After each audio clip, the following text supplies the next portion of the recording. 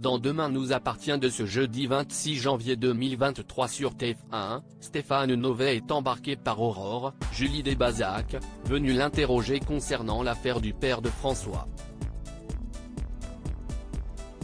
La commissaire découvre un tasé dans son atelier, le même ayant pu servir pour frapper Adam. François écrasé par l'émotion. L'enquête progresse tandis que François est bouleversé en pensant, à tort, avoir croisé son père la veille. Il va ensuite discuter avec Stéphane Novet qui lui dira des choses réconfortantes sur son père et le rassurera sur l'amour du patriarche perdu 27 ans plus tôt. Ces souvenirs relatés amèneront François à la rencontre de son père autour d'une bière partagée par les deux hommes.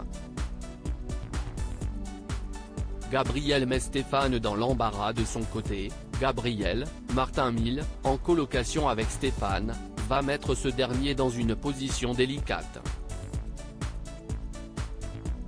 Il a passé la nuit avec la policière Mélanie, mais ne veut pas que Nora, Saël de Figueiredo, soit au courant malgré la liberté offerte par leur union libre. Nora arrive à l'appartement après le départ de Mélanie. Stéphane est en télétravail. Elle découvre un bracelet égaré par Mélanie, et Stéphane doit prendre en charge l'idée que ce bracelet est un cadeau de Stéphane pour Soraya qui aurait pu être accusée de meurtre récemment. Cette situation cocasse donne lieu à une nouvelle complication. Dans la journée, Mélanie arrive à l'improviste chez les deux jeunes hommes pour récupérer son bracelet, déjà offert à Soraya. Nora flairait que ce bracelet appartenait à une autre femme et a réussi son coup. Elle est particulièrement agacée par la situation et prépare sa vengeance. Ryan en duel contre Lizzie pour Jack. De son côté, Jack, Dimitri Fouk, est accaparé par Ryan, son nouveau très bon ami au grand regret de Lizzie ne supportant pas l'humour indécent du fils de Romy, Dounia Cohézin. Ryan fait une farce en collant des post-it sous son dessiné des yeux sur les pansements de Jack provoquant l'hilarité des autres élèves.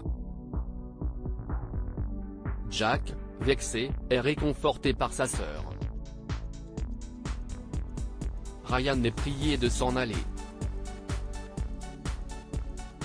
Le soir même, Ryan envoie un message vocal d'excuse à Jack, compréhensif et touché par cette attention.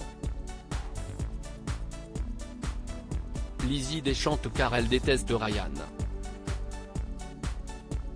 De leur côté, Georges et Nordine se remuent les méninges dans l'affaire du père de François. Roxane parvient à prendre un indice déterminant. Les poèmes figurant dans les affaires de Muriel, Valérie Caprisky, lui font penser aux poèmes retrouvés dans une maison où ils avaient trouvé une boîte à musique. Le A, signature des lettres, est celui d'Alain Le Haut. Demain nous appartient est à retrouver du lundi au vendredi à 19h10 sur TF1.